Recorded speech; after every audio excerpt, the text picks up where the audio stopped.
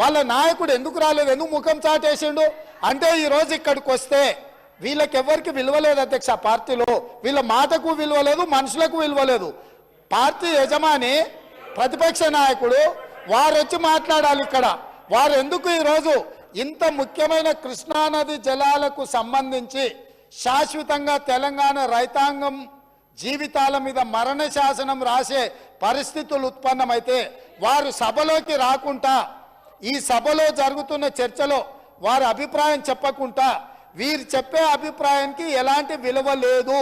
వీళ్ళు ఎంతసేపు మాట్లాడినా ఈ మాటలకు ఈ చర్చలకు ఏ మాత్రము చట్టబద్ధత లేదు. కాబట్టి ఇప్పటికైనా మీరు వారికి సూచన చేయండి, లేకపోతే సభ వాయిదా వేయండి. చంద్రశేఖరరావు గారిని సభలోకి రమ్మనుండ్రి. చంద్రశేఖరరావు గారు వచ్చినాక, ఎందుకంటే ఈ 10 సంవత్సరాలు జరిగిన పాపాలకు వారు కారణము. పాపాల భైరవుడి సభలకు వచ్చి చర్చ చేస్తే తప్పకుండా మేమందరం కలిసి సమాధానం చెప్తాం. వారిని సభలోకి రమ్మనుండ్రి, చర్చ చేద్దాం. ఎవరు తప్పు చేసిండ్రు, ఎవరు తెలంగాణకు అన్యాయం చేసిండ్రు, ఎవరు తెలంగాణకు రావాల్సిన కృష్ణానది జలాలలో వాటాలను ఎవరు తెగ నమ్ముకున్నారు, ఎవరు చేపల పులుసుకి అలసిచ్చిండ్రు, తెలంగాణ నీళ్ళ దోపిడీకి వారి సభలోకి రమ్మనుండి. చంద్రశేఖరరావు గారి సభలోకి వస్తే ఎంతసేపు అయినా మీరు మైక్ ఇవ్వండి అధ్యక్ష.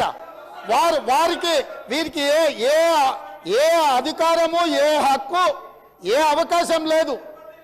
కాబట్టి చంద్రశేఖరరావు గారు ఈ సభలోకి వచ్చి వారు మాట్లాడితే ఇవ్వండి. ఇక వారు మాట్లాడడానికి ఏమీ లేదు, వారు చెప్తే వినడానికి కూడా ఏమీ లేదు అధ్యక్ష.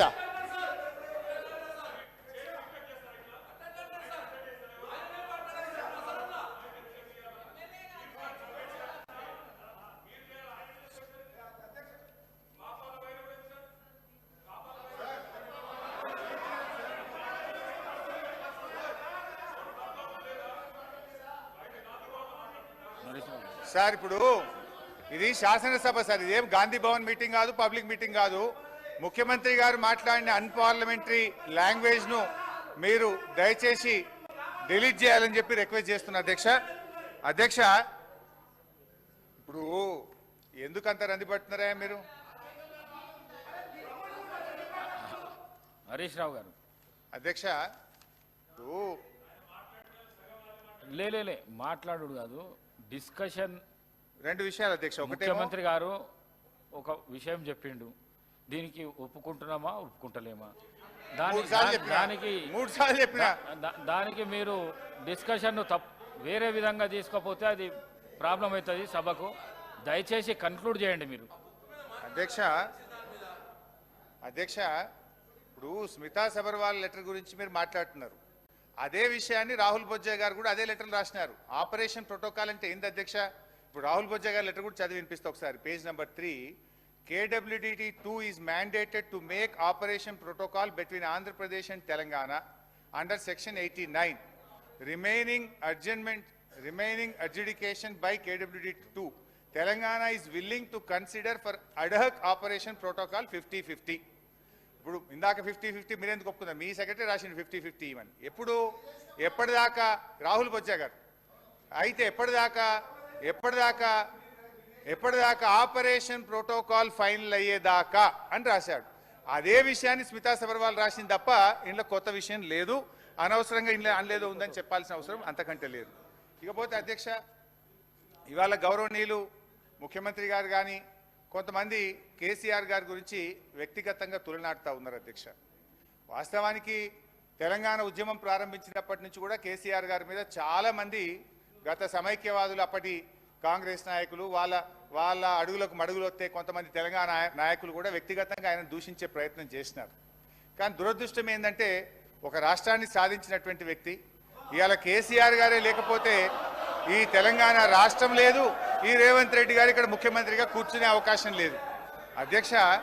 ఎందుకంటే కేసీఆర్ గారు ఆయనను నిందిస్తే మేమేం బాధపడలే అధ్యక్ష. ఈరోజు మా పోరాటం ఏంది? కేసీఆర్ గారిని నిందిస్తే సరే ప్రజలు చూసుకుంటారు. మాకు చాలా మంది ఫోన్లు కూడా చేసినారు. ఈ ముఖ్యమంత్రి గారి భాష చూసి మేధావులు, చాలా మంది విజ్ఞులు మాకు ఫోన్ చేసి ఇదేం భాష అని కూడా బాధపడే సందర్భాలు ఉన్నాయి. అది వారి విజ్ఞతకు వదిలేస్తాం, ప్రజలు చూసుకుంటారు. అయితే అధ్యక్ష ఆయన మా సీఎం మాజీ ముఖ్యమంత్రి గారి మీద ఇష్టం ఉన్నట్టు వారు మాట్లాడొచ్చు, కానీ మేము చెప్పొద్దా సార్? నేను సబ్జెక్ట్ డివియేట్ చేసింది వాళ్ళు. I have to give rejoinder. అధ్యక్ష ఇప్పుడు ఆనాడు తెలంగాణకు అవమానాలు జరిగితే కేసీఆర్ గారు తనకు అవమానం జరిగిందని భావించి ఆ రోజు ఒక్కడిగా బయలుదేరిండు, ఎదురొడ్డిండు, పోరాడిండు, ఇవాళ తెలంగాణ రాష్ట్రాన్ని సాధించిండు. అధ్యక్ష మళ్ళీ ఒక్కసారి, ఎందుకంటే ఒక్కడిగా బయలుదేరిండే ముచ్చట గురించి మాట్లాడినప్పుడు మాత్రం తెలంగాణ బిడ్డను తెలంగాణ పార్లమెంటులో తెలంగాణ సాధన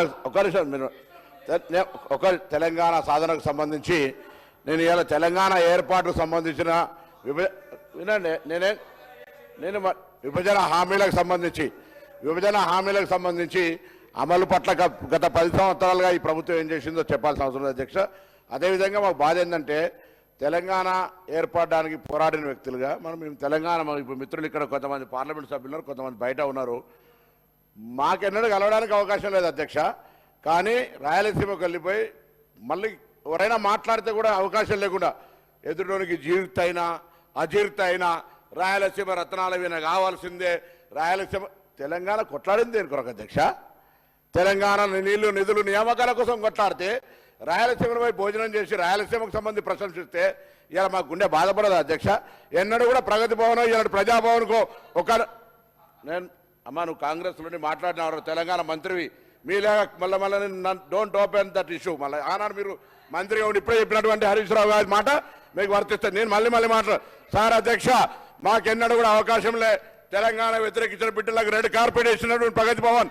అదేవిధంగా తెలంగాణ విభజన కొరకు మా నాయకుడు కొడుకైనా కూడా జగన్మోహన్ రెడ్డి గారితో నేను ముఖ్యమంత్రితో విభేదించిన మేము, కానీ మీరేమో ఇంటికి పిలిచి ఫ్లవర్ బొకేలు ఇచ్చి స్వాగతం చెప్పి తెలంగాణకు అన్యాయం జరుగుతుంటే ప్రాజెక్టులు జరిగి ఈరోజు ఫౌండేషన్ వేస్తుంటే మాట్లాడకుండా ఉండియాలా మీరే చిర్రు మీరు చూసుకున్నారు.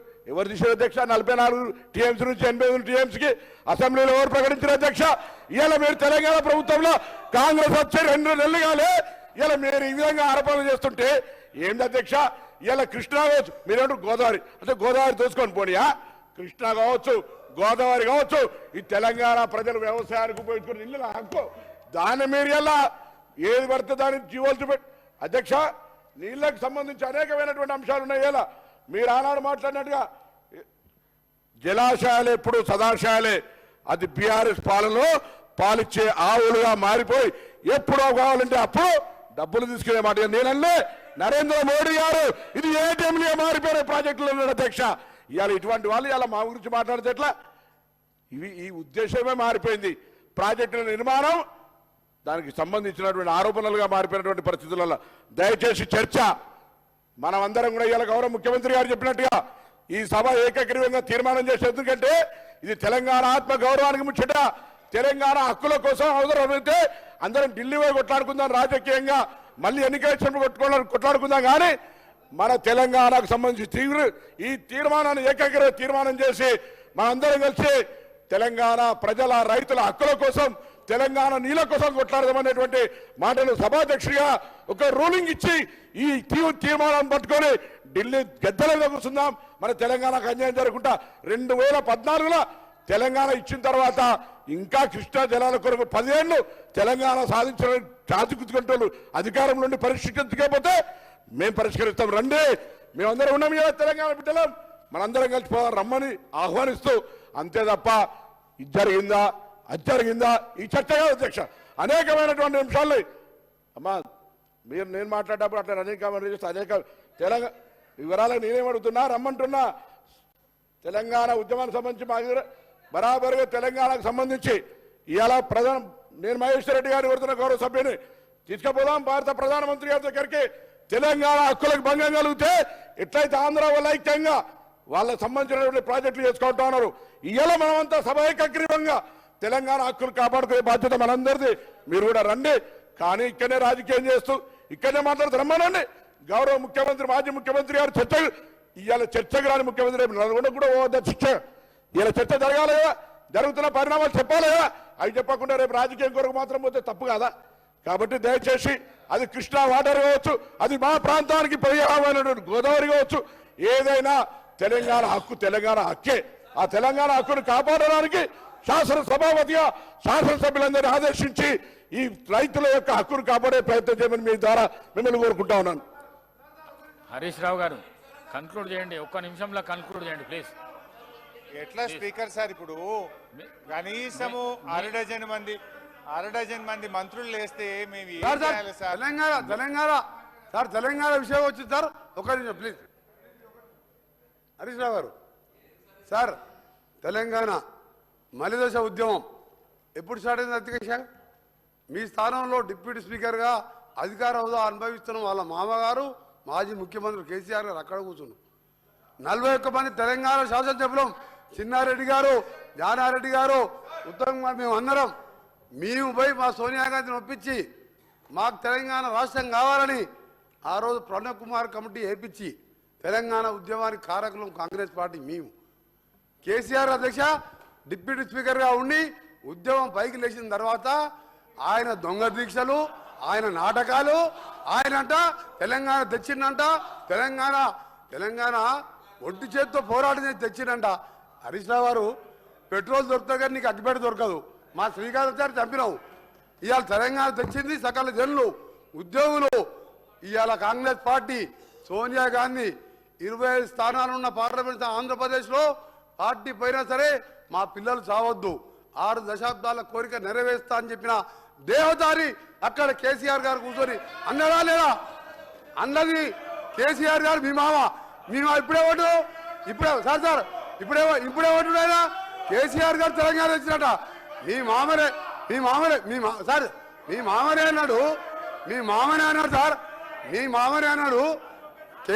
ఎవరు ఒప్పుకున్నా లేకపోయినా సోనియా గాంధీ చేపట్టే తెలంగాణ వచ్చింది అన్నాడా లేదా? ఆ స్థానంలో కూర్చొని ఇలా ఏం మాట్లాడుతున్నారు? మీరు మాట్లాడే ముందు ఆలోచించుకొని మాట్లాడాలి. కాంగ్రెస్ పార్టీ పుణ్యమాని తెలంగాణ వచ్చింది, మీ మా ఒప్పుకుంటూ దేవత అని నువ్వు ఆ మాట చెప్తావా?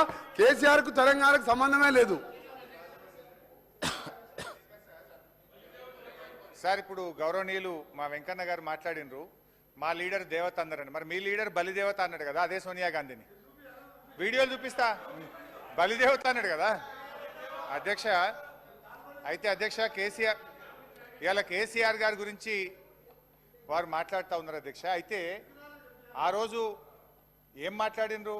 పరిపాలన చేత కాదని, తెలంగాణ వస్తే చీకటిమయం అవుతుందని, తెలంగాణలకు వ్యవసాయమే రాదని, వడ్లే బండే అని మాట్లాడినటువంటి తెలంగాణను ఇవాళ రాష్ట్రాన్ని సాధించడమే కాదు అధ్యక్ష, 10 ఏళ్ల పాటు ఆ రోజు ఏమైనా తెలంగాణ వస్తే నక్సలైట్ల రాజ్యం వస్తుంది, తెలంగాణలో పరిపాలన చేతమైతే అంటే ఇవాళ పరిపాలన చేసి చూపించిండు. 24 గంటల కరెంట్ ఇచ్చి చూపించిండు. 3 కోట్ల మెట్రిక్ టన్నుల వడ్లు పండించి దేశానికి ధాన్యాగారంగా కూడా ఇవాళ కేసీఆర్ గారు తయారు చేసిండు అధ్యక్ష. హరీష్ రావు గారు అయితే అధ్యక్ష విషయం ఏంటంటే